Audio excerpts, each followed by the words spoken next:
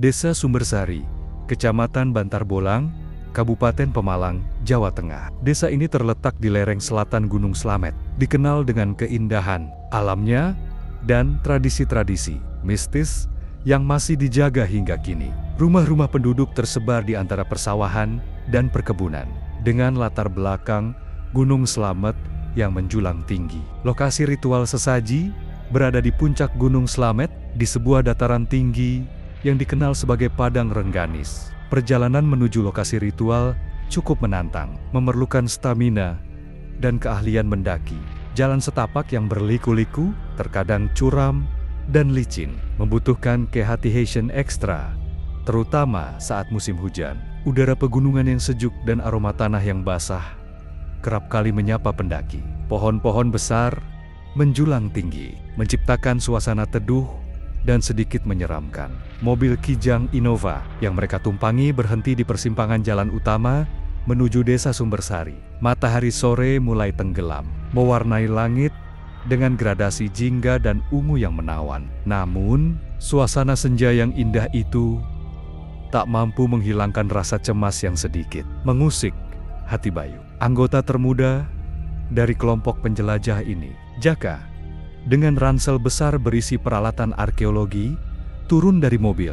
Ia adalah mahasiswa arkeologi dari Universitas Gadjah Mada yang tertarik meneliti ritual sesaji Gunung Slamet. Rambutnya yang agak panjang diikat rapi ke belakang menunjukkan keseriusannya. Wajahnya yang tegas dan mata yang tajam mencerminkan tekadnya untuk mengungkap misteri yang tersembunyi di balik ritual tersebut. Dewi dengan kamera DSLR yang tergantung di lehernya, mengamati sekeliling dengan penuh semangat. Ia adalah fotografer profesional yang bertugas mendokumentasikan seluruh perjalanan mereka. Rambutnya yang panjang terurai menambah kesan dinamis pada penampilannya. Ia selalu siap mengabadikan setiap momen, baik yang indah maupun yang menegangkan. Rudi, dengan postur tubuh yang tegap dan sorot mata yang tajam, mengeluarkan beberapa peralatan mistik dari tasnya. Ia adalah seorang ahli dalam hal mistik yang bertugas sebagai penjaga dan pemandu spiritual. Ia mengenakan kemeja batik lengan panjang dan celana panjang berwarna gelap. Wajahnya yang tenang namun tegas memancarkan aura misterius. Siti, dengan balutan kain batik berwarna cerah, mengeluarkan beberapa sesaji dari tasnya. Ia adalah seorang dukun muda yang bijaksana dan memiliki kemampuan spiritual yang tinggi. Ia bertugas sebagai penghubung antara kelompok dan para sesepuh desa. Wajahnya yang lembut namun tegas menunjukkan kearifannya. Bayu, dengan wajah yang sedikit pucat, menarik napas dalam-dalam. Ia adalah mahasiswa ekonomi yang awalnya ragu untuk ikut dalam ekspedisi ini. Namun, rasa penasarannya terhadap cerita-cerita mistis yang beredar di sekitar Gunung Slamet membuatnya tak mampu menolak ajakan teman-temannya. Mereka disambut oleh Pak Karto, sesepuh desa yang telah menunggu kedatangan mereka. Pak Karto, dengan wajah yang keriput dan mata yang tajam, menunjukkan jalan menuju rumahnya.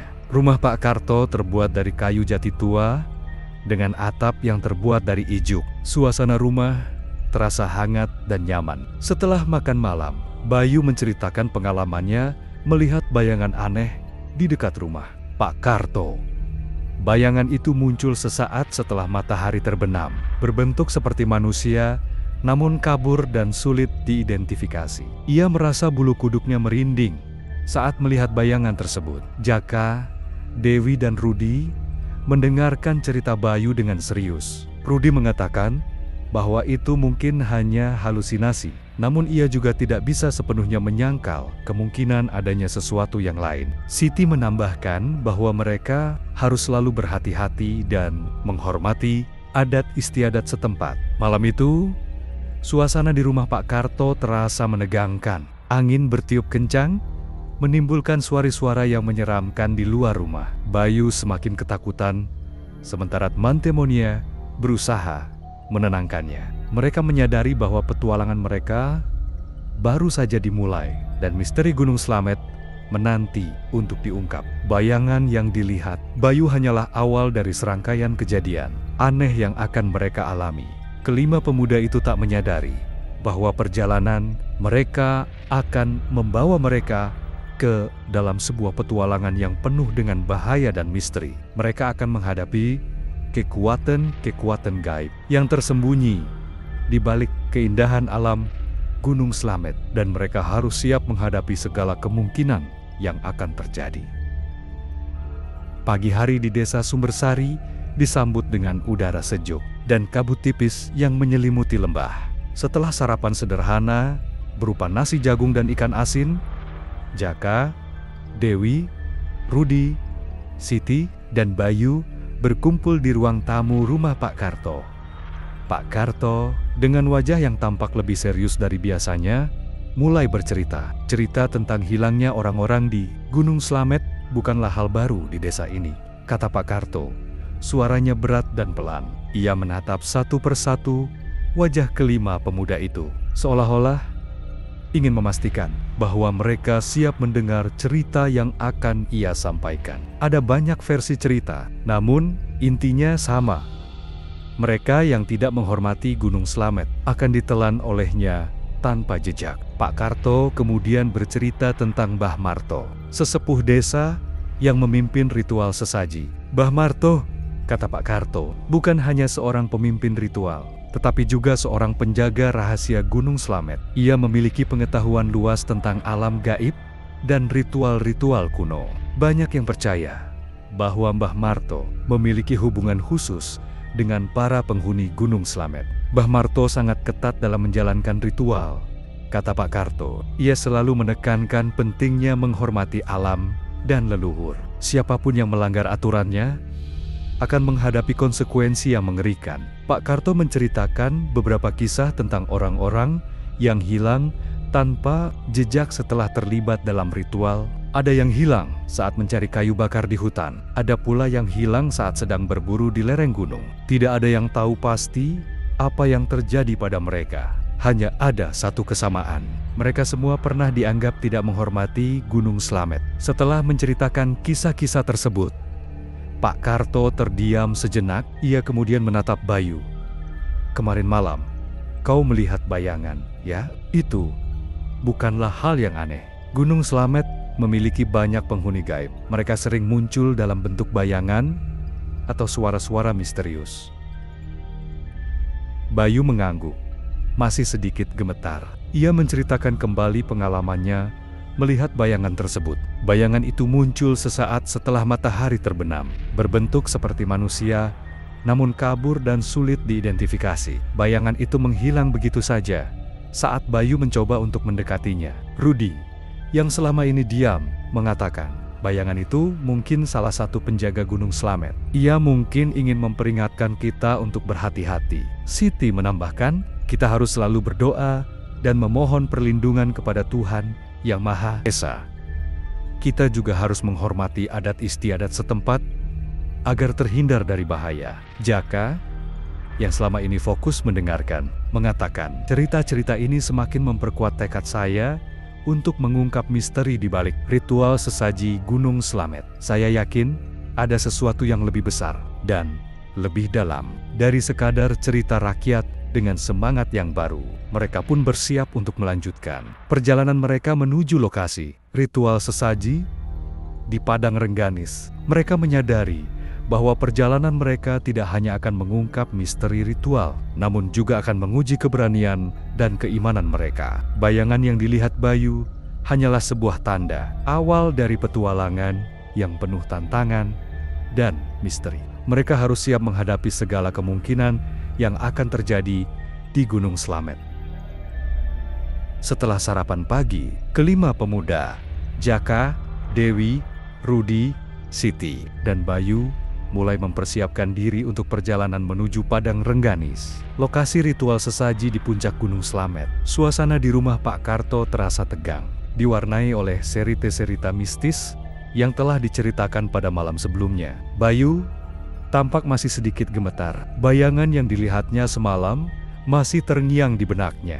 Jaka dengan tekun memeriksa kembali peralatan arkeologinya.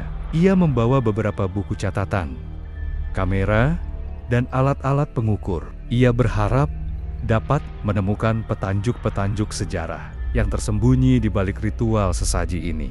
Dewi dengan cekatan memeriksa kamera dan lensa-lensanya. Ia memastikan bahwa semua peralatannya berfungsi dengan baik untuk mengabadikan momen-momen penting selama perjalanan. Rudy dengan khusyuk melakukan ritual pembersihan diri. Ia membakar kemenyan dan membaca mantra-mantra tertentu. Ia percaya bahwa ritual ini akan melindunginya dari kekuatan-kekuatan gaib yang mungkin akan mereka temui di Gunung Slamet. Siti dengan tenang mempersiapkan sesaji yang akan dibawa ke puncak gunung. Ia memilih bangga-bungga pilihan, buah-buahan segar, dan beberapa makanan tradisional. Sesaji ini merupakan persembahan kepada para leluhur dan penjaga Gunung Slamet. Bayu, meski masih merasa takut, ikut membantu mempersiapkan barang-barang yang akan dibawa. Ia berusaha untuk mengendalikan rasa takutnya dan mencoba untuk fokus pada tugas yang harus dikerjakan. Pak Karto dengan bijaksana memberikan beberapa nasihat dan petunjuk kepada mereka. Ia mengingatkan mereka untuk selalu berhati-hati, menghormati alam, dan selalu berdoa kepada Tuhan Yang Maha Esa. Namun, suasana tegang tetap terasa. Seekor burung hantu terbang rendah di atas rumah, mengeluarkan suara-suara yang menyeramkan. Seekor kucing hitam melintas di depan mereka, dan seekor anjing menggonggong tanpa henti. Rudy dengan intuisinya yang tajam merasakan adanya firasat buruk. Ia merasa bahwa perjalanan mereka kali ini akan lebih berbahaya dari yang diperkirakan. Kita harus lebih berhati-hati, kata Rudy. Suaranya serius. Saya merasakan adanya kekuatan gaib yang sedang mengawasi kita. Siti mengangguk. Saya juga merasakan hal yang sama. Kita harus selalu berdoa dan memohon perlindungan kepada Tuhan Yang Maha Esa. Jaka dan Dewi mendengarkan dengan seksama. Mereka menyadari bahwa perjalanan mereka kali ini tidak hanya akan mengungkap misteri ritual, tetapi juga akan menguji keberanian dan keimanan mereka. Mereka harus siap menghadapi segala kemungkinan yang akan terjadi di Gunung Slamet. Persiapan mereka telah selesai, dan petualangan mereka akan segera dimulai. Mereka akan memulai pendakian menuju Padang Rengganis, lokasi ritual sesaji yang menyimpan banyak misteri dan bahaya. Mereka harus tetap waspada dan selalu berhati-hati. Setelah mempersiapkan segala sesuatunya, kelima pemuda, Jaka, Dewi, Rudy, Siti, dan Bayu memulai pendakian menuju Padang Rengganis. Pak Karto mengantar mereka hingga ke titik awal jalur pendakian, sebuah persimpangan jalan setapak yang terjal dan berliku-liku. Udara sejuk pegunungan menyambut mereka, diiringi kicauan biureng-biureng yang merdu. Namun, suasana hati mereka tetap tegang. Firasat buruk yang dirasakan Rudy masih membekas di benak mereka. Jalur pendakian yang mereka lalui cukup menantang. Jalan setapak yang sempit dan berbatu, kadang-kadang curam dan licin, membutuhkan kehati-hatian ekstra. Bayu, yang fisiknya paling lemah, tampak kesulitan mengikuti langkah teman-temannya. Ia beberapa kali harus berhenti untuk beristirahat. Jaka dan Dewi berusaha untuk menjaga semangatnya, sementara Rudy dan Siti mengawasi sekeliling, waspada terhadap potensi ancaman gaib. Semakin tinggi mereka mendaki, semakin tebal kabut menyelimuti mereka. Visibilitas menurun drastis, menambah suasana mencekam. Suara-suara aneh terdengar dari balik kabut. Kadang-kadang seperti suara angin, kadang-kadang seperti suara langkah kaki. Bayu semakin ketakutan.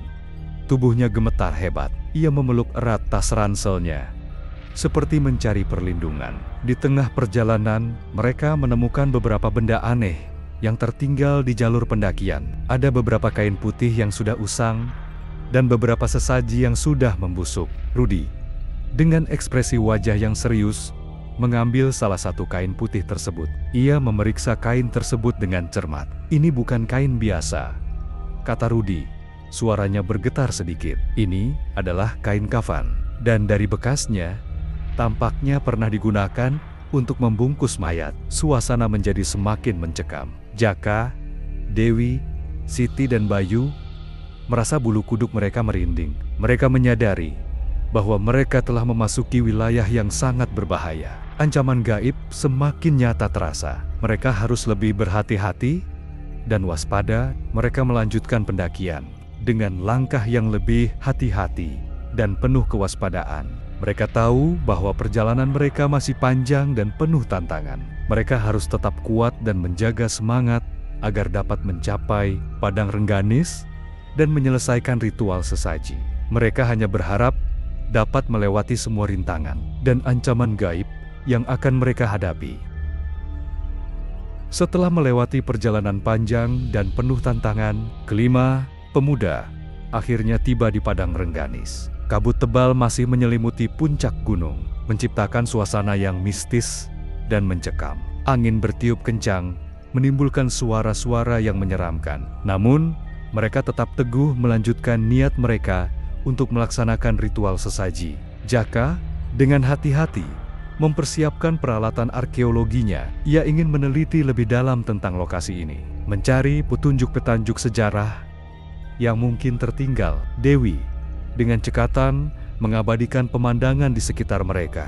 Kabut tebal dan angin kencang membuat pekerjaannya semakin sulit. Namun, ia tetap berusaha untuk mendapatkan gambar-gambar terbaik. Siti, dengan khusyuk, meletakkan sesaji yang telah dipersiapkan di atas batu besar yang berada di tengah padang Rengganis. Ia membacakan mantra-mantra tertentu, memohon restu dan perlindungan kepada para leluhur dan penjaga Gunung Slamet. Rudi, dengan waspada, memantau sekeliling. Ia mengamati setiap pergerakan dan suara yang mencurigakan. Bayu, meski masih ketakutan, berusaha untuk tetap tenang dan mengikuti arahan teman-temannya. Tiba-tiba, kabut yang menyelimuti padang Rengganis mulai berkurang. Angin bertiup lebih pelan, dan suasana menjadi lebih tenang. Di kejauhan, mereka melihat sesosok bayangan yang semakin lama semakin jelas. Bayangan itu semakin dekat, dan mereka menyadari bahwa itu adalah sosok seorang lelaki tua dengan rambut putih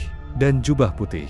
Itu adalah Mbah Marto. Mbah Marto mendekati mereka dengan langkah pelan namun pasti. Wajahnya tampak tenang dan bijaksana. Ia menatap satu persatu wajah kelima pemuda tersebut, seolah-olah membaca isi hati mereka. Mbah Marto kemudian mengucapkan beberapa kata dalam bahasa Jawa kuno yang tidak dimengerti oleh kelima pemuda tersebut. Namun, suara Mbah Marto terasa menenangkan dan membawa kedamaian. Setelah beberapa saat, Mbah Marto menghilang begitu saja, tenggelam kembali ke dalam kabut. Suasana kembali mencekam. Namun, kelima pemuda tersebut merasa tenang. Mereka merasa bahwa Mbah Marto telah memberikan restu dan izin kepada mereka untuk meneliti ritual sesaji Gunung Slamet. Mereka menyadari bahwa petualangan mereka baru saja memasuki babak baru yang lebih menantang dan misterius. Mereka harus tetap waspada dan selalu berhati-hati. Mereka harus siap menghadapi segala kemungkinan yang akan terjadi. Setelah penampakan Mbah Marto yang singkat namun berkesan, kelima pemuda melanjutkan penelitian mereka di padang Rengganis. Jaka, dengan peralatan arkeologinya, mulai menggali tanah di sekitar batu besar tempat Siti meletakkan sesaji. Ia berharap menemukan artefak atau petunjuk sejarah yang dapat menjelaskan asal-usul ritual sesaji ini. Setelah beberapa saat menggali, Jaka menemukan sebuah kotak kayu kecil yang terkubur di dalam tanah. Kotak kayu tersebut terbuat dari kayu jati tua yang sudah lapuk dimakan usia. Dengan hati-hati, Jaka membuka kotak tersebut. Di dalamnya terdapat beberapa benda-benda aneh. Sebuah keris kecil yang berkarat, seutas kalung dari tulang binatang, dan sebuah gulungan kertas kuno yang sudah rapuh. Dewi memotret semua benda tersebut dengan cermat. Rudi, dengan intuisinya yang tajam, merasakan adanya aura mistis yang kuat dari benda-benda tersebut. Ia merasa bahwa benda-benda tersebut menyimpan kekuatan gaib yang sangat besar. Siti, dengan khusyuk, membaca mantra-mantra tertentu untuk melindungi mereka dari potensi bahaya.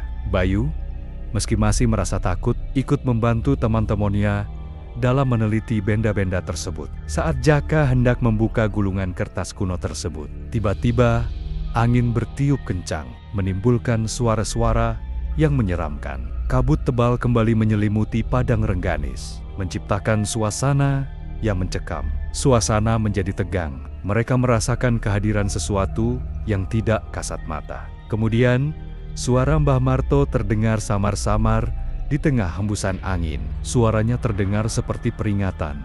Jangan terlalu jauh mengorek rahasia Gunung Slamet. Beberapa hal lebih baik dibiarkan terkubur. Setelah itu, suara tersebut menghilang dan kabut mulai menipis kembali. Kelima pemuda saling berpandangan. Mereka menyadari bahwa Mbah Marto telah memperingatkan mereka untuk menghentikan penelitian mereka. Mereka memahami bahwa ada hal-hal yang lebih baik dibiarkan terkubur dan bahwa rahasia Gunung Slamet tidak seharusnya diganggu. Mereka memutuskan untuk menghentikan penelitian mereka dan segera turun gunung. Mereka membawa kotak kayu tersebut beserta isinya sebagai bukti bahwa mereka telah mengunjungi Padang Rengganis dan menyaksikan sendiri ritual sesaji Gunung Slamet. Namun, mereka sadar bahwa mereka belum sepenuhnya mengungkap misteri di balik ritual tersebut. Masih banyak rahasia yang tersimpan di balik gunung yang angker tersebut.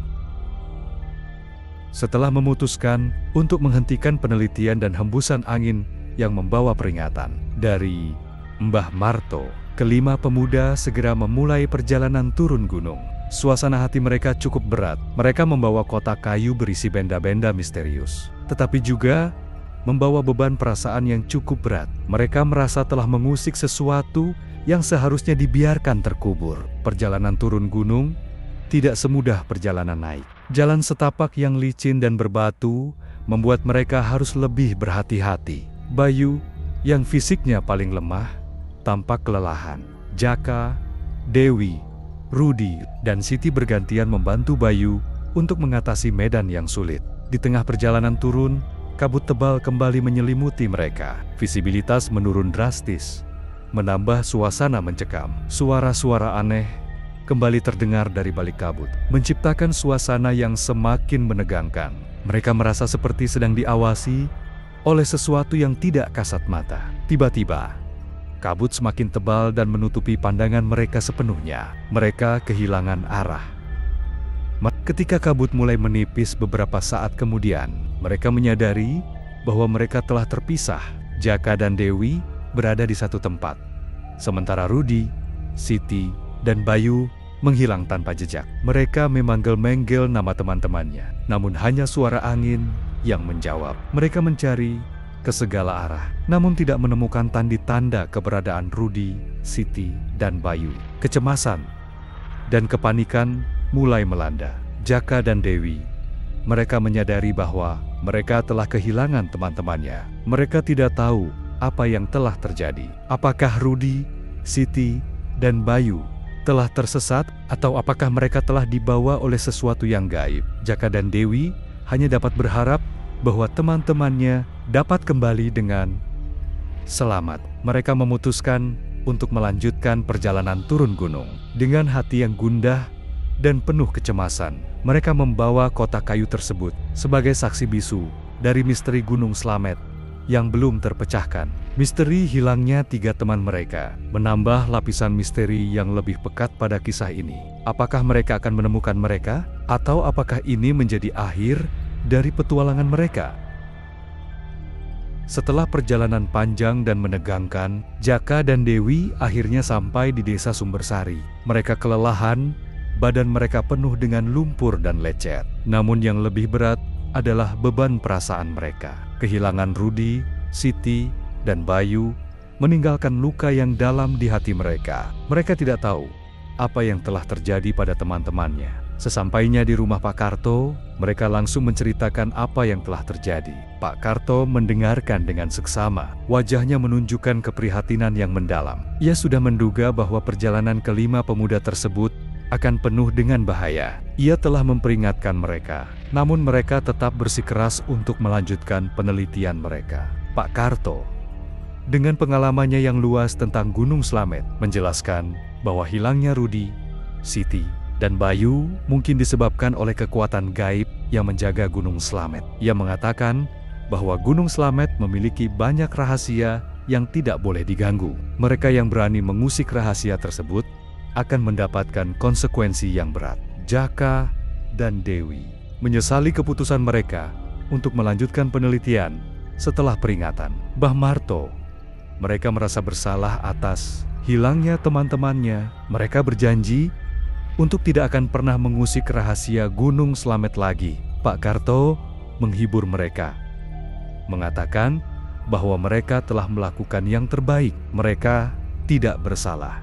Namun, misteri hilangnya Rudi, Siti, dan Bayu masih menjadi teka-teki yang belum terpecahkan. Kotak kayu berisi benda-benda misterius yang mereka temukan di Padang. Rengganis tetap menjadi saksi bisu dari peristiwa tersebut. Apakah Rudi, Siti, dan Bayu akan ditemukan? Atau apakah mereka akan hilang selamanya? Misteri tersebut tetap menjadi misteri yang menghantui Jaka dan Dewi, dan juga seluruh penduduk desa Sumbersari. Kisah mereka menjadi legenda yang akan terus diceritakan dari generasi ke generasi, sebagai peringatan akan kekuatan gaib yang menjaga Gunung Slamet dan rahasia-rahasia yang lebih baik dibiarkan terkubur. Kisah ini juga menjadi pengingat akan pentingnya menghormati alam dan kekuatan gaib yang ada di sekitarnya. Beberapa bulan berlalu setelah kejadian di Gunung Slamet, Jaka dan Dewi masih dihantui oleh misteri hilangnya Rudi, Siti, dan Bayu. Mereka telah mencoba berbagai cara untuk menemukan teman-temannya, tetapi semua upaya mereka sia-sia. Hingga suatu hari, sebuah kejadian tak terduga mengubah segalanya. Seorang penduduk desa menemukan sebuah kalung tulang yang persis sama dengan kalung yang ditemukan Jaka dan Dewi di dalam kotak kayu di Padang Rengganis. Kalung tersebut ditemukan di dekat aliran sungai kecil yang berada tidak jauh dari desa Sumbersari. Penduduk desa tersebut langsung memberitahu Pak Karto tentang penemuan tersebut. Pak Karto, Jaka, dan Dewi bergegas menuju lokasi penemuan kalung tersebut. Mereka memeriksa kalung tersebut dengan cermat. Mereka yakin bahwa kalung tersebut adalah salah satu benda yang mereka temukan di Padang Rengganis. Penemuan ini memberikan secerca harapan bagi mereka. Mungkin saja Rudi, Siti, dan Bayu masih hidup. Dengan bantuan penduduk desa, mereka melakukan pencarian di sekitar aliran sungai tersebut. Mereka mencari petunjuk lain yang mungkin dapat mengarah pada keberadaan Rudi, Siti, dan Bayu. Setelah beberapa jam melakukan pencarian, mereka menemukan sebuah catatan kecil yang terlipat rapi. Catatan tersebut ditulis di atas kertas yang sudah usang, dengan tulisan tangan yang sulit dibaca. Setelah berhasil membaca tulisan tersebut, mereka mengetahui bahwa catatan tersebut ditulis oleh Rudi. Dalam catatan tersebut, Rudi menceritakan bahwa mereka bertiga tersesat di hutan. Setelah terpisah dari Jaka dan Dewi, mereka mengalami kesulitan untuk menemukan jalan keluar. Mereka kehabisan makanan dan minuman, namun mereka tetap berusaha untuk bertahan hidup. Catatan tersebut diakhiri dengan sebuah kalimat yang penuh harapan. Kami masih hidup dan kami akan segera kembali. Penemuan catatan tersebut memberikan semangat baru bagi Jaka dan Dewi. Mereka yakin bahwa teman-temannya masih hidup. Mereka memutuskan untuk melanjutkan pencarian mereka. Mereka tidak akan menyerah sampai mereka menemukan Rudi, Siti, dan Bayu. Misteri Gunung Slamet masih belum terpecahkan sepenuhnya. Namun penemuan ini memberikan secerca harapan di tengah keputusasaan. Perjuangan mereka untuk menemukan Tumantemonia masih berlanjut. Harapan untuk reuni masih menyala.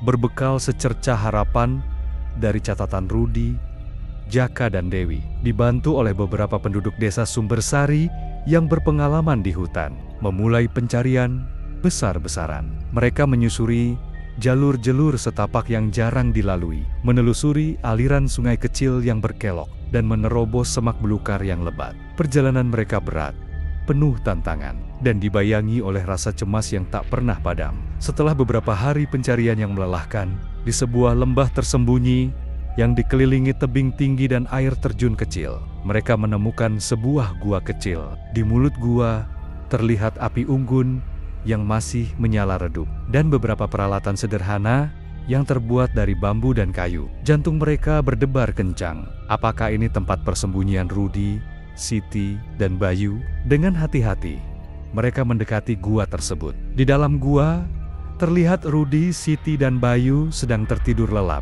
Mereka tampak kurus dan lelah. Namun, mereka masih hidup. Jaka dan Dewi langsung menghampiri mereka, memeluk mereka dengan erat. Reuni yang mengharukan terjadi di tengah hutan yang sunyi dan mencekam. Setelah mereka pulih dari keterkejutan dan kelelahan, Rudi, Siti, dan Bayu menceritakan pengalaman mereka selama tersesat. Mereka menjelaskan bahwa mereka berhasil bertahan hidup dengan memakan buah-buahan, hutan dan minum air dari sungai. Mereka juga menceritakan tentang beberapa kejadian aneh yang mereka alami selama tersesat, seperti penampakan makhluk-makhluk gaib dan suara-suara misterius yang paling mengejutkan.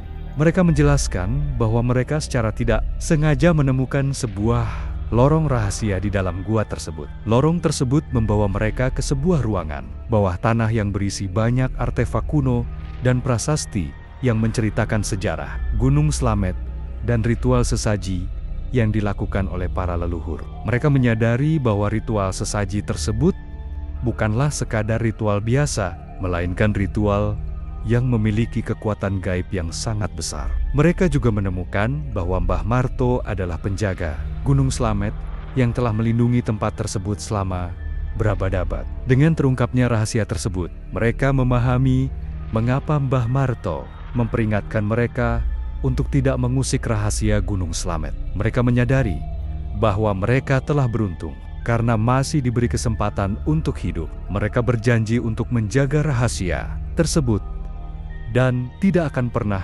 menceritakannya kepada siapapun. Petualangan mereka di Gunung Slamet telah berakhir, tetapi kisah mereka akan tetap menjadi misteri yang tersimpan rapat-rapat di dalam hati mereka. Misteri Gunung Slamet tetap menjadi misteri, tapi persahabatan mereka semakin kuat teruji.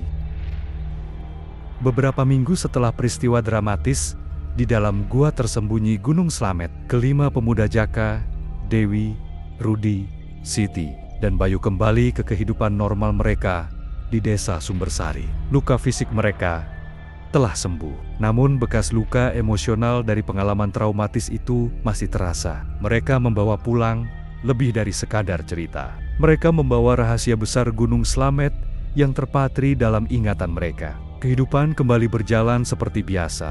Sekolah, pekerjaan, dan rutinitas sehari-hari kembali mereka jalani. Namun, sesekali mereka masih terhanyut dalam kenangan sotsat menegangkan dan penuh misteri di Gunung Slamet. Mereka sering berkumpul di rumah Pak Karto, berbagi cerita dan saling menguatkan. Mereka menyadari bahwa ikatan persahabatan mereka telah semakin kuat setelah melewati ujian berat tersebut. Meskipun mereka berjanji untuk merahasiakan penemuan mereka di dalam gua, sebuah rasa tanggung jawab yang mendalam tumbuh di hati mereka. Mereka menyadari bahwa warisan sejarah dan misteri Gunung Slamet harus dijaga dan dihormati. Mereka sepakat untuk menggunakan pengetahuan yang mereka peroleh untuk melindungi Gunung Slamet dari eksploitasi dan kerusakan. Jaka, dengan keahlian arkeologinya, mengajukan proposal kepada pemerintah daerah untuk melakukan penelitian lebih lanjut tentang Gunung Slamet, tetapi dengan pendekatan yang lebih berhati-hati dan menghormati aspek spiritual dan budaya setempat. Dewi, dengan kemampuan fotografi dan dokumentasinya, mendokumentasikan semua temuan mereka untuk kepentingan penelitian dan pelestarian sejarah. Rudi, Siti, dan Bayu, dengan pengalaman langsung mereka, bersedia menjadi relawan untuk menjaga dan melindungi Gunung Slamet dari ancaman yang mungkin terjadi. Mereka menyadari bahwa petualangan mereka bukanlah akhir dari sebuah cerita, melainkan awal dari sebuah tanggung jawab yang lebih besar. Mereka harus menjadi penjaga rahasia Gunung Slamet, melindungi warisan budaya dan alam yang berharga tersebut. Kisah mereka akan terus menjadi misteri, tetapi legasi mereka akan tetap abadi sebagai pelindung Gunung Slamet dan warisan leluhurnya. Mereka telah berubah, lebih bijak, lebih kuat, dan lebih bertanggung jawab. Gunung Slamet, dengan semua misterinya, telah membentuk mereka menjadi pribadi yang lebih baik. Setelah berbulan-bulan berjuang untuk melindungi warisan Gunung Slamet, Jaka, Dewi, Rudi, Siti, dan Bayu akhirnya berhasil mengorganisir sebuah upacara pelestarian budaya yang melibatkan seluruh masyarakat Desa Sumbersari. Upacara ini bertujuan untuk menghormati leluhur dan menjaga agar rahasia serta keindahan Gunung Slamet tetap terjaga. Hari upacara tiba dan suasana desa dipenuhi dengan semangat dan harapan. Penduduk desa mengenakan pakaian tradisional, membawa sesaji dan bunga untuk dipersembahkan. Jaka dan Dewi berdiri di depan, memimpin upacara dengan penuh rasa hormat. Mereka menceritakan kisah petualangan mereka, pengalaman yang mengubah hidup mereka, dan pentingnya menjaga hubungan dengan alam dan leluhur. Di tengah upacara, Mbah Marto, sang penjaga Gunung Slamet, muncul dengan senyuman bijak. Ia memberikan restu kepada mereka dan mengingatkan semua orang akan pentingnya menjaga keseimbangan antara manusia dan alam. Mbah Marto juga mengungkapkan bahwa Gunung Slamet adalah tempat yang sakral dan setiap orang yang mengunjunginya harus menghormati dan menjaga keindahannya. Setelah upacara selesai, mereka semua berkumpul di sekitar api unggun, berbagi cerita dan tawa. Jaka dan Dewi merasa lega dan bahagia melihat masyarakat bersatu untuk tujuan yang sama. Mereka menyadari bahwa meskipun pengalaman mereka di Gunung Slamet penuh dengan ketegangan dan misteri, itu juga membawa mereka lebih dekat satu sama lain dan kepada komunitas mereka. Mereka berjanji untuk terus menjaga Gunung Slamet dan melestarikan budaya serta tradisi yang ada. Dengan semangat baru, mereka memutuskan untuk membentuk sebuah kelompok pelestarian yang akan bertugas menjaga keindahan dan keaslian Gunung Slamet. Mereka ingin memastikan bahwa generasi mendatang dapat menikmati keajaiban alam dan warisan budaya yang ada. Kisah mereka di Gunung Slamet berakhir, tetapi perjalanan mereka baru saja dimulai. Dengan harapan dan tekad yang kuat, mereka siap menghadapi tantangan baru dan menjaga rahasia Gunung Slamet selamanya. Mereka telah belajar bahwa meskipun ada kegelapan dan misteri, selalu ada cahaya harapan yang bersinar di baliknya. Dan dengan itu, mereka melangkah maju, bersatu untuk melindungi warisan yang berharga ini.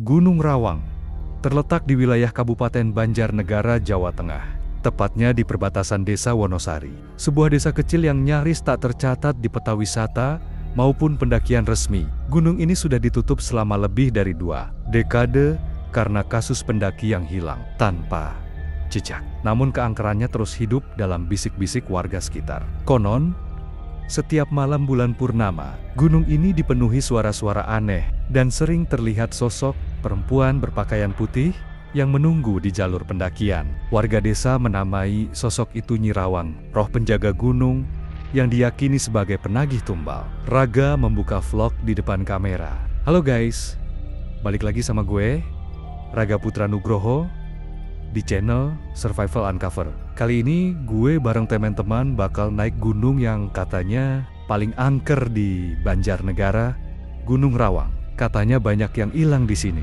dan gue mau buktiin mitos atau fakta. Stay tuned. Bayu di belakang kamera hanya tertawa kecil, sedangkan Dimas ikut menyela. Anjir, gue nggak yakin nih, Rak. Lu yakin aman? Santai, Dim. Kan bareng-bareng. Alia hanya diam. Tatapannya ke arah gunung di kejauhan, tampak waspada. Mereka tiba di base camp sederhana di pinggir desa. Beberapa warga menatap aneh, seolah ingin memperingatkan tapi ragu. Sampai akhirnya seorang kakek tua mendekat. Pak Karyo, 72 tahun. Nak, Gunung Rawang itu bukan tempat main-main. Kalau kalian lihat perempuan berbaju putih di hutan nanti, jangan nengok, jangan diajak bicara. Jalan terus, ucap Pak Karyo dengan suara bergetar. Raga hanya terkekeh. Tenang aja, kek. Nanti kalau ketemu gue ajak collab sekalian. Dimas ngakak.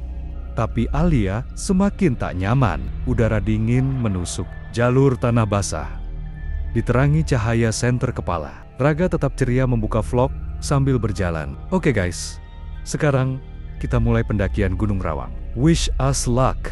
Di menit-menit awal perjalanan, suasana hutan sangat sunyi. Hanya suara daun, serangga malam, dan langkah kaki mereka yang terdengar. Hingga di tengah perjalanan menuju pos 1, Bayu yang merekam di belakang tiba-tiba menghentikan langkahnya. Ia melihat sesuatu dari balik pohon besar di sisi kanan jalur. Sosok putih berdiri diam, jauh di kegelapan.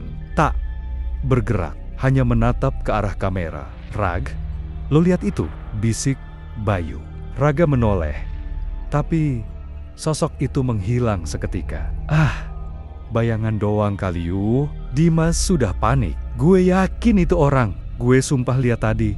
"Rag," Alia menarik lengan Raga. "Aku nggak enak nih perasaanku. Udah yuk, balik aja besok pagi." Raga tetap ngotot. "Udah, kita jalan aja. Biarin aja bayangan doang itu." Bayu kembali menyalakan kamera. Sosok putih itu kini terlihat lebih dekat, tapi kamera langsung gelap. Masih di jalur pendakian Gunung Rawang, tepat di antara pos 1 dan pos 2. Jalur setapak yang mulai menyempit dan dipenuhi kabut tebal. Di sekitar mereka hanya pohon-pohon besar dan akar menjalar, dengan suara burung malam dan sesekali hewan liar di kejauhan. Setelah kejadian sosok putih tadi, suasana pendakian makin mencekam. Raga tetap memimpin di depan. Kameranya terus menyala. Sementara Dimas mulai gelisah. "Gue beneran lihat tadi.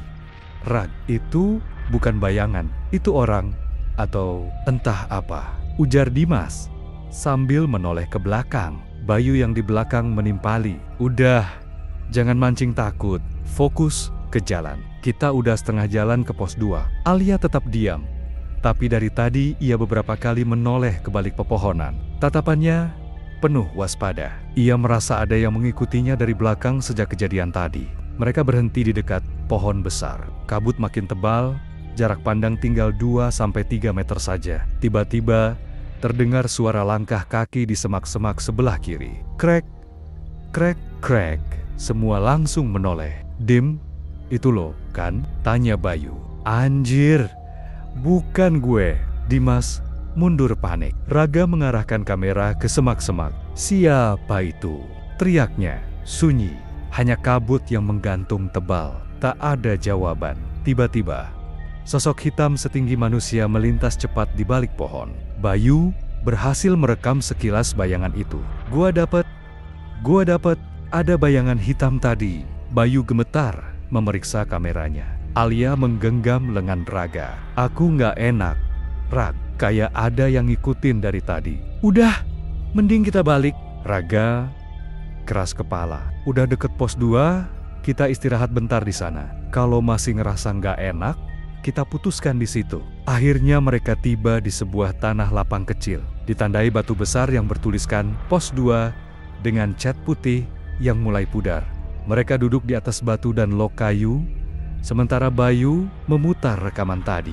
Di rekaman kamera, jelas terlihat bayangan hitam itu. Tapi anehnya, sesaat setelah bayangan itu lewat, kamera menangkap sesosok perempuan berpakaian putih berdiri di belakang Dimas. Rambut panjang menutupi wajahnya. "Anjir, itu apaan? Lihat, lihat!" teriak Bayu.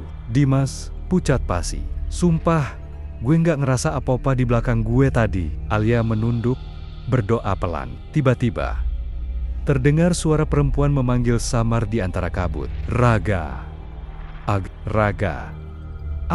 Semua terdiam. Raga langsung berdiri, menyorotkan senter ke segala arah. Suara itu datang dari jalur depan, jalur menuju puncak. "Siapa itu? Jangan main-main," bentak Raga. Tak ada jawaban, hanya suara daun bergesek pelan. Alia dengan suara berat berkata, "Itu bukan orang, Rag, itu penunggu sini." Masih di pos 2 Gunung Rawang, dekat batu besar bertuliskan pos 2, dikelilingi pepohonan tua yang menjulang dan kabut pekat. Setelah kejadian suara panggilan samar tadi, suasana makin tegang. Alia mulai resah, memegang kalung kecilnya sambil membaca doa. Dimas duduk di atas lok kayu, wajahnya pucat pasi. Bayu sibuk memeriksa rekaman, sementara Raga tetap berusaha bersikap tenang. "Oke, kita istirahat 15 menit aja. Abis itu lanjut ke pos 3. ujar Raga. Namun, Alia tiba-tiba berkata pelan, "Rag, jangan lewat jalur kanan, itu jalur larangan." Semua menoleh. "Larangan gimana? Dari tadi kita emang lewat jalur itu," kata Bayu heran. Alia menunjuk batu tulis kecil di bawah pohon besar. Di situ tertulis samar dengan kapur putih, "Jangan lewat kanan setelah tengah malam." Dimas menelan ludah. "Gila, kita barusan lewat sana." Raga berusaha tetap tenang. "Udahlah, itu cuma tulisan orang iseng." Tiba-tiba, angin kencang berhembus. Kabut makin tebal dan suhu drop drastis. Saat mereka hendak bersiap jalan, Alia kembali bicara. "Aku lihat tadi, di jalur kanan itu, ada orang duduk, tapi kepalanya kebalik." Semua langsung merinding. "Alia, lo jangan bercanda!" bentak Dimas. Alia gemetar. "Aku nggak bohong, Rag. Dia ngeliatin kita terus. Kita udah ngelanggar larangan sini." Raga akhirnya memutuskan ganti jalur lewat kiri. Meski lebih terjal. "Oke, kita lewat kiri aja. Cepet-cepet ke pos 3. Baru beberapa langkah, suara aneh terdengar dari arah jalur kanan. Seperti suara orang menyeret sesuatu di atas tanah. Shriek, shriek, shriek. Bayu langsung menyorotkan senternya. Di kejauhan, samar terlihat bayangan tubuh tanpa kepala, berjalan tersep. "Anjir, anjir itu apa? Lihat tuh!" Dimas panik. Semua langsung lari kecil menjauh dari jalur kanan. Alia hampir terjatuh, tapi Raga sigap memegang tangannya. "Jangan nengok ke belakang! Jangan nengok!" teriak Alia. Namun sialnya, Bayu yang di belakang penasaran menoleh. Dan di balik kabut, terlihat sosok perempuan berbaju putih lusuh. Wajahnya hancur, rambutnya berantakan. Berdiri sekitar 5 meter dari Bayu. Mata hitamnya menatap tajam. Bayu berteriak histeris. Lalu kamera yang dibawanya jatuh, gambarnya blur, merekam kabut pekat dan suara jeritan. Mereka akhirnya tiba di sebuah batu besar tanpa tulisan. Hanya beberapa ranting pohon berserakan. Raga baru sadar satu hal. Bayu, mana Bayu? Semua terdiam. Bayu hilang. Hanya kamera yang tertinggal di jalur belakang. Alia menangis. Dimas panik. Raga menggertakkan gigi. "Kita nggak bisa balik sekarang. Kita harus terus ke pos 3. Masih di sekitar jalur menuju pos 3 Gunung Rawang, suasana makin mencekam. Hanya cahaya senter yang menembus kabut tebal. Setelah kehilangan Bayu, Raga, Dimas, dan Alia terus melangkah, menyusuri jalur sempit yang dipenuhi akar pohon dan bebatuan basah. Angin bertiup kencang, dedaunan bergesekan bagai bisikan lirih. "Raga, gimana ini? Kita ninggalin Bayu," ujar Dimas. Wajahnya pucat. "Gua nggak mau ambil resiko. Kita cari pos 3 dulu. Di situ ada pondok. Kita amanin diri dulu di sana," jawab Raga tegas. Alia yang berjalan paling belakang tiba-tiba berhenti. Lihat teh." Semua menoleh. Di tanah ada jejak kaki basah, tapi cuma satu arah, menuju depan. Jejaknya berwarna merah tua, seperti darah. "Itu jejak siapa? Bayu?" tanya Dimas. Raga mendekat, memeriksa dengan senter. "Nggak mungkin. Bayu tadi lari ke arah sebaliknya." Tiba-tiba terdengar suara ranting patah dari semak-semak. Krak, krak. Mereka refleks menyorotkan senter. Tak ada siapa-siapa. Namun, suara lirih seperti bisikan muncul. "Raga, Alja." Alia panik. "Gua nggak mau di sini. Gua mau pulang." Dimas pun mulai gemetaran. "Sumpah gua nggak kuat, Rag. Ini bukan manusia." Raga menarik napas panjang. "Udah, kita cepat ke pos 3. Habis itu kita mutusin turun." "Nggak bisa." "Lanjut." Mereka lanjut berjalan. Di sepanjang jalur itu, jejak kaki merah makin banyak, bercampur dengan tetesan darah di bebatuan. Akhirnya, mereka sampai di pos ketiga. Sebuah pondok kayu kecil berdiri di tengah kabut. Dindingnya reot, tapi cukup buat berlindung. Begitu masuk, Alia langsung duduk di pojokan. Dimas mengunci pintu pondok. Raga memeriksa kamera yang tadi dibawa Bayu, yang berhasil mereka pungut di jalan. Begitu diputar, Rekaman terakhirnya memperlihatkan Bayu yang lari ketakutan. Kamera berguncang, hingga tiba-tiba muncul sosok perempuan berpakaian putih. Wajahnya rusak, rambut panjang kusut, tepat di belakang Bayu. Bayu sempat berteriak. Lalu kamera gelap, Alia menangis. Dimas langsung muntah. Raga menggertakkan gigi. Besok pagi kita turun. Gua nggak peduli lagi sama ekspedisi ini. Tapi tepat saat itu, terdengar suara ketukan dari luar pondok. Tok, tok, tok, mah, tok, diiringi suara bisikan, buka, aku kedinginan. Pondok Pos 3, Gunung Rawang, di ketinggian 1700 mdpl. Kabut makin tebal, suhu turun drastis di bawah 10 derajat Celcius. Ketukan di pintu terus berulang, tok, tok, tok, tok, diiringi suara serak perempuan. Buka, aku kedinginan. Alia gemetar. Dimas menutup telinganya. Raga berdiri, berusaha tenang meski keringat dingin membasahi pelipis. Siapa itu? Bentak Raga. Tak ada jawaban, hanya ketukan dan suara bisikan. Buka A, buka A. Dimas mendekat ke jendela kecil, mencoba mengintip. Jangan dim, jangan buka apapun, teriak Alia. Namun Dimas nekat. Begitu dia intip, di luar kabut tampak sosok perempuan berambut panjang, kepala tertunduk, mengenakan kain putih lusuh. Wajahnya tak kelihatan. Dimas langsung terpental mundur. Itu dia, Rag. Dia di luar. Ketukan berhenti.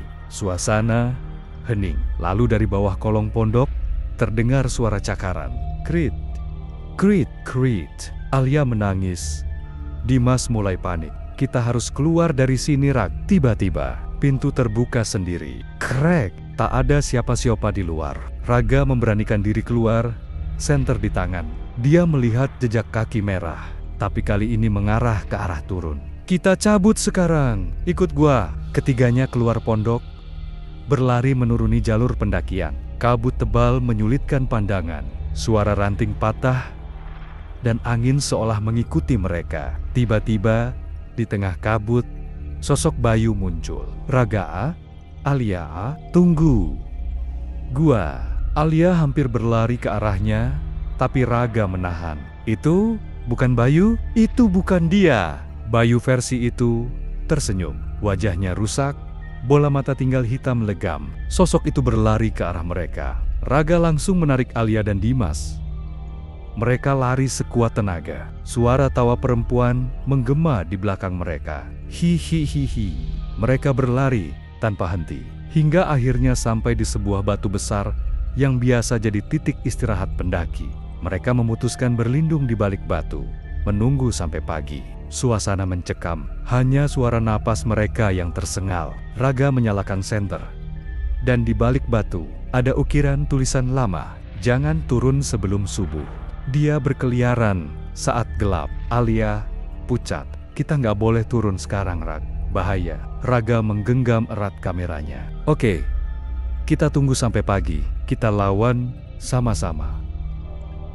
Gunung Rawang, batu besar pos 2,5. Ketinggian 1600 mdpl. Kabut masih tebal. Suhu 9 derajat Celcius. Ketiganya masih bersembunyi di balik batu. Nafas berat, keringat dingin bercucuran, meski udara membeku. Alia memperhatikan ukiran di batu yang tadi mereka baca. Jangan turun sebelum subuh. Dia berkeliaran saat gelap. Rag, lo pernah dengar soal ini? Bisik Alia. Raga mengangguk pelan. Dulu waktu kecil, almarhum kakek gua pernah cerita tentang penunggu Gunung Rawang. Katanya, ada makhluk perempuan kepala rusak yang suka menampakkan diri saat kabut tebal menjelang subuh. Namanya Inyiak Kabut. Dimas tiba-tiba teringat. Gua inget, gua bawa kamera GoPro-nya Bayu. Dia sempat rekam tadi pas di jalur. Kita lihat deh. Raga menyalakan kamera. Mereka memutar video terakhir yang direkam Bayu. Di video itu, Bayu merekam dirinya berjalan sendirian. Kabut tebal menghalangi jarak pandang. Lalu terdengar suara perempuan menyanyi lirih. La la la la la, la la la. Suaranya serak, menusuk telinga. Bayu memutar kamera ke belakang, tidak ada siapa-siapa. Tapi di detik ke-15, tampak bayangan putih bergerak cepat di belakangnya. Anjir, itu apaan, Rag? Pekik Dimas. Di video, Bayu terlihat mulai ketakutan. Dia terus lari hingga di detik ke-32. Kamera goyah, terjatuh, dan dari balik kabut tampak jelas wajah perempuan hancur. Matanya hitam legam, rambut basah menempel di wajah. Lalu video mati. Alia menutup mulutnya. Itu dia. Itu penunggunya. Raga memutuskan, kita nggak bisa diem di sini. Subuh? Sebentar lagi. Tapi kalau kita tunggu dan dia nemuin kita, habis kita. Dimas mengangguk. Alia menggenggam tangan Raga erat. Oke? Kita cari tempat lebih aman. Tapi jangan nyalain senter terus. Cukup pakai lampu kecil. Mereka pelan-pelan berjalan menuruni jalur, hanya menggunakan cahaya redup dari senter. Tiba-tiba, mereka melihat sesuatu di tanah. Sepasang sandal gunung milik Bayu. Dimas langsung ingin mengambil, tapi Raga menahannya. Jangan sentuh apapun. Itu buat manggil. Tiba-tiba terdengar suara di belakang. Dim, Rag, gua kedinginan. Suara Bayu. Ketiganya membeku. Mereka saling tatap. Raga langsung berbisik, kalau gue bilang, lari sekarang. Sosok Bayu muncul dari balik kabut. Tersenyum aneh, darah menetes dari mata dan mulutnya. Raga berteriak, lari! Ketiganya langsung sprint menuruni jalur. Kabut kian pekat. Suara tawa perempuan menggema di belakang. Hibambamba, hibamba. Mereka sampai di sebuah pondok kecil tak terpakai. Pintu reot, tapi cukup untuk berlindung. Di dinding pondok itu tertulis tulisan lama. Subuh, selamat. Kabut hilang. Dia kembali ke jurang. Raga menutup pintu. Dimas dan Alia duduk terengah. Dari celah jendela, perlahan kabut mulai menipis. Raga menarik napas lega. Dikit lagi. Subuh, dikit lagi. Pondok tua Gunung Rawang. Ketinggian 1550 mdpl. Suhu 8 derajat Celcius. Kabut mulai menipis. Ketiganya masih bertahan di dalam pondok reot itu. Di luar, suara tawa perempuan tadi perlahan mereda seiring kabut menyingkir. Alia, Rag, aman gak nih? Kok masih gelap begini? Raga mengintip lewat celah dinding. Kabutnya mulai tipis. Tapi gua nggak lihat siapa-siapa lagi. Dimas, coba cek jam. Udah azan subuh belum? Raga mengeluarkan HP-nya. Baterai tinggal 6%, sinyal nihil. Jam menunjukkan 05,03 WIB. Tiba-tiba, dari kejauhan, terdengar suara azan samar. Allahu Akbar, Allahu Akbar. Namun, suara itu berat, serak, dan menggema aneh di antara pepohonan. Alia, kok suaranya gitu, Rag? Kayak bukan orang deh. Raga, udah. Pokoknya kalau subuh, katanya makhluk itu balik ke jurang. Kita tunggu, bentar lagi. Gua takut suara itu bukan dari manusia. Tiba-tiba, ketukan terdengar di pintu pondok. Tok, tok, tok. Dimas, anjir, siapa tuh? Siapa tuh? Ketiganya saling pandang. Ketukan makin keras.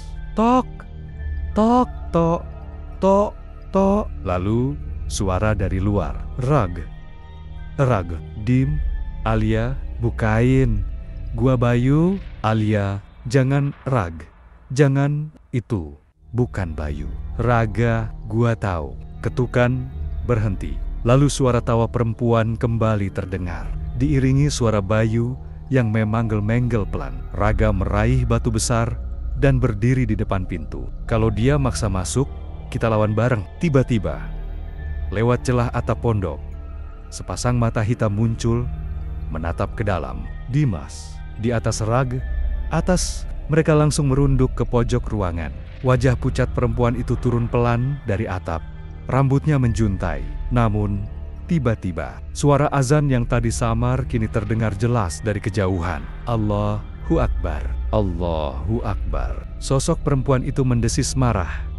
Tubuhnya mulai kabur ditelan kabut. Raga langsung berteriak, "Baca doa kalian." "Baca apa aja?" Ketiganya serempak berdoa. Suara perempuan itu makin lirih, lalu hilang. Kabut perlahan menyingkir total. Cahaya fajar mulai tampak. Hutan kembali sepi. "Dimas, kita selamat ya?" "Raga, belum. Kita harus turun. Jangan sampai ketemu apapun lagi di jalan." "Alia, ayo." Sebelum kabut naik lagi, mereka mulai menuruni jalur. Jalur yang tadi pekat dan mencekam, kini tampak jelas. Namun di tanah, masih tampak bekas jejak kaki tanpa alas. Menuju jurang, ketiganya saling pandang. Tanpa banyak kata, mereka mempercepat langkah.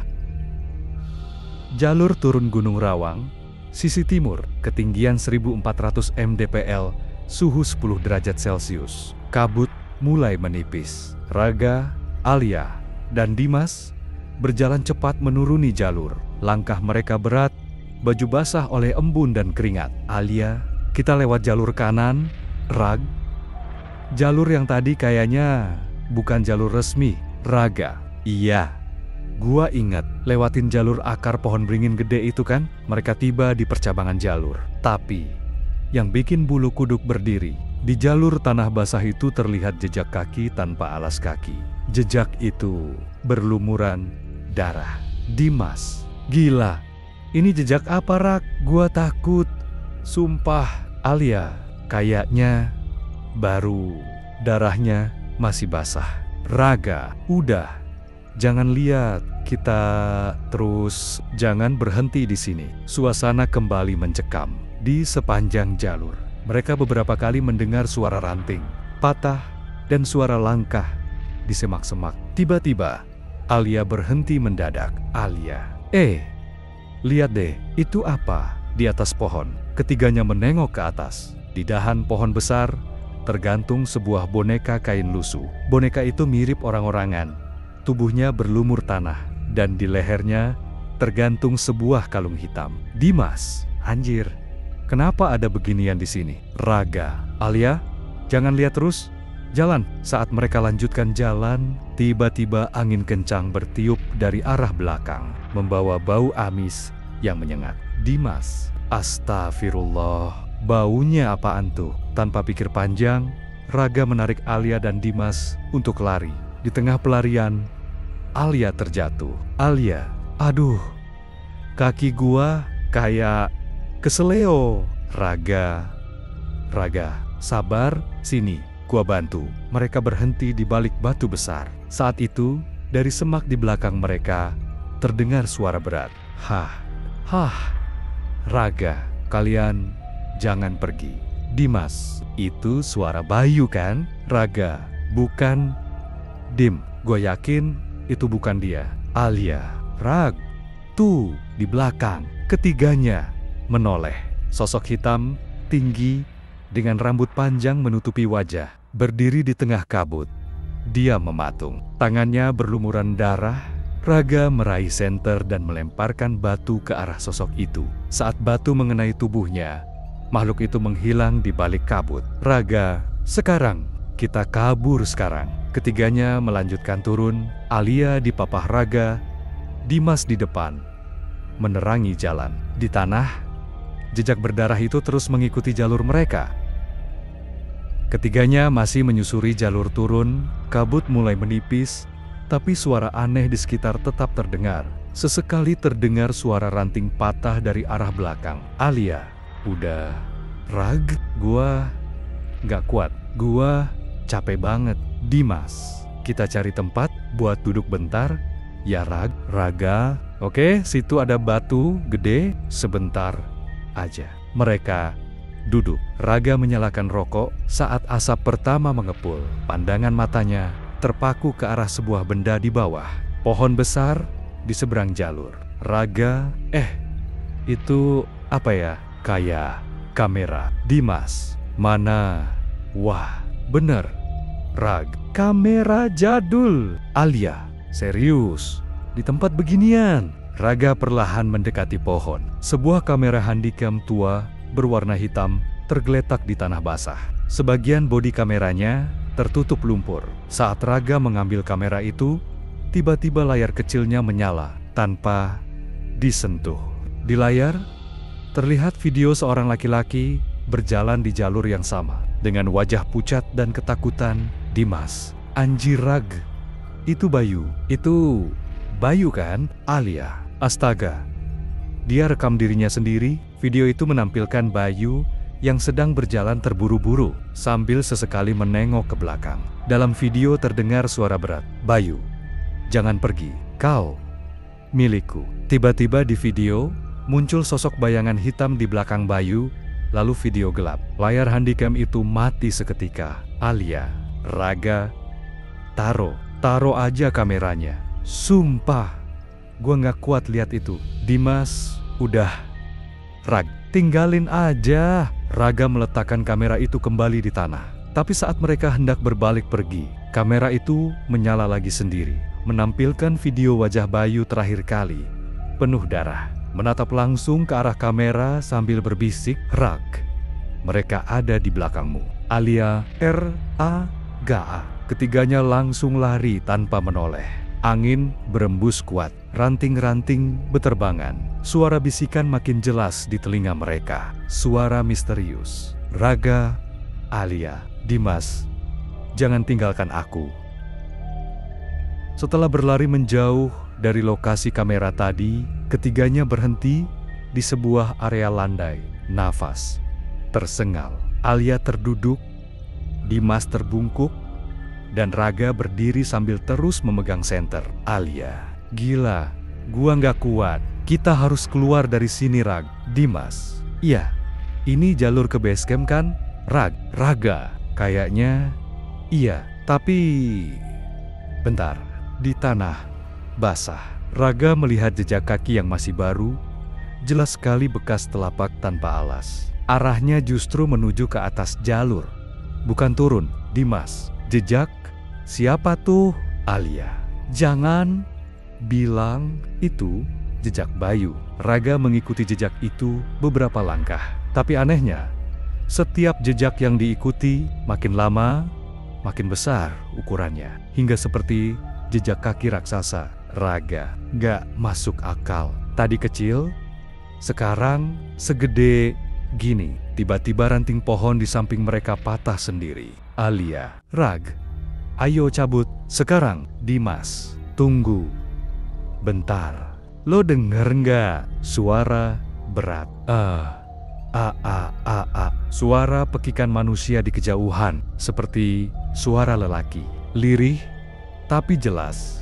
Alia, "Itu Bayu kan?" Dimas, "Ayo kita cari." Rag, mereka bertiga menyusuri jejak kaki itu. Meski hati mereka was-was, setiap beberapa langkah, suara ranting patah terdengar di kanan dan kiri mereka. Dimas, "Gue ngerasa kita diikutin, Rag." Alia, "Dari tadi gue juga ngerasa kayak ada yang jalan bareng kita di semak-semak." Saat melewati sebuah pohon besar, Raga melihat sesuatu tergantung di dahan. Sebuah potongan kain kaos putih penuh bercak darah. Alia, itu kaos Bayu.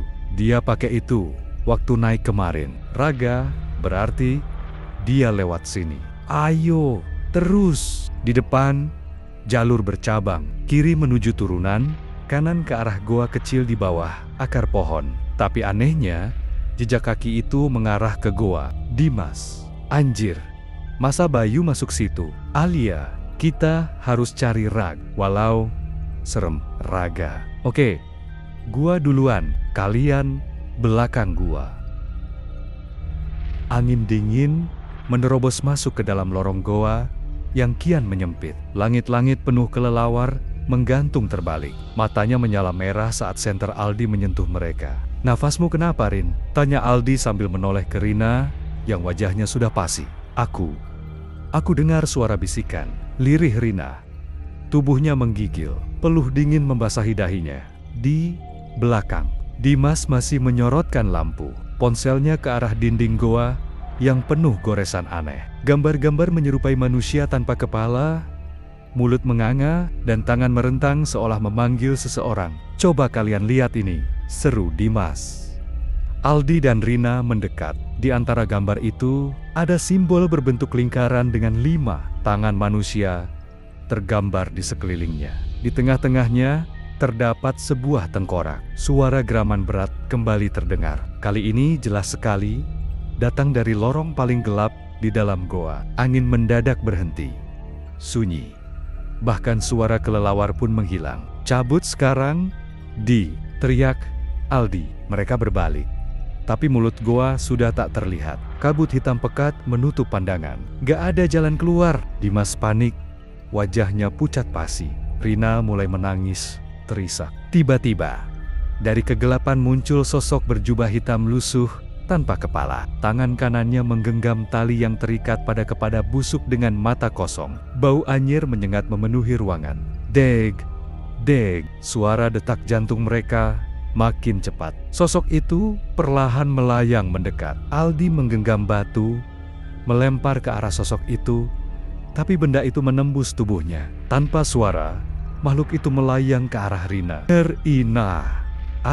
Aldi berteriak. Namun, terlambat. Leher Rina dicengkeram tangan dingin itu, dan suara jeritan Rina menggaung di dalam goa, menggema, lalu senyap tubuhnya terkulai di tanah. "Dik, Dimas, kita harus lari." Aldi mengguncang bahu Dimas, namun Dimas hanya terpaku. Matanya kosong. Aku nggak bisa gerak, Di. Aku lihat dia." Aldi pun menarik Dimas. Berlari tanpa arah. Hanya suara napas tercekat dan detak jantung mereka yang terdengar di kegelapan. Aldi berlari sekuat tenaga, menarik tangan Dimas yang mulai lemas. Nafas mereka berat. Langkah kaki berdebam di lorong sempit. Di belakang masih terdengar suara berat yang terus membuntuti. Kabut hitam makin tebal. Aldi menyalakan mode video di HP-nya, berharap bisa merekam apapun yang terjadi jika dirinya tidak selamat. "Dim, jangan jatuh. Bentar lagi mulut goanya." Dimas mulai terseret. Tubuhnya lemah, wajahnya dipenuhi luka goresan. Mata Dimas menatap Aldi. Ada air mata di sudut matanya. "Gua udah gak kuat, Di." Suara langkah sosok tanpa kepala terdengar makin dekat. Aldi mengangkat tubuh Dimas, memeluknya. "Gua gak bakal tinggalin lo, Dim." Tiba-tiba, Dimas berteriak. Tubuhnya terlempar ke belakang oleh tangan hitam besar yang muncul dari kabut. "Dima, ASSS." Aldi menjerit sekeras-kerasnya, tapi kabut pekat langsung menelan suara itu. Aldi hanya bisa melihat tubuh Dimas yang tertarik ke dalam kegelapan. Dia lari tanpa menoleh. Aldi berhasil keluar dari mulut goa. Udara malam menyergap. Nafasnya tersengal. Tubuhnya penuh lumpur dan luka. Dia menoleh ke belakang. Goa itu menghilang. Kabut lenyap begitu saja. Seakan-akan goa itu tak pernah ada. Aldi merekam wajahnya. "Nama gua Aldi. Kalau ada yang nemuin video ini, tolong jangan pernah cari goa lubang setan. Jangan pernah naik Gunung Rawang." Air matanya jatuh. "Bayu, Dimas, Rina, maafin gua." Lalu suara berat muncul di belakangnya. "Kamu." Berikutnya, Aldi menoleh. Wajahnya langsung pucat. Video bergetar, lalu gelap. Beberapa bulan kemudian, seorang petugas SAR menemukan HP rusak di jalur pendakian Gunung Rawang. Saat dicek, hanya ada satu file video berdurasi, jam 1:03 12 detik tanpa nama file. Dan begitu diputar, layar langsung menampilkan wajah Aldi dengan mata basah di depan kamera. Di bagian akhir video, satu persatu, nama mereka hilang dari layar, hingga hanya tersisa tulisan, "Tidak ada yang boleh selamat." Tulisan layar video ini berhasil ditemukan. Tapi siapa yang upload pertama kali ke internet masih misterius sampai hari ini.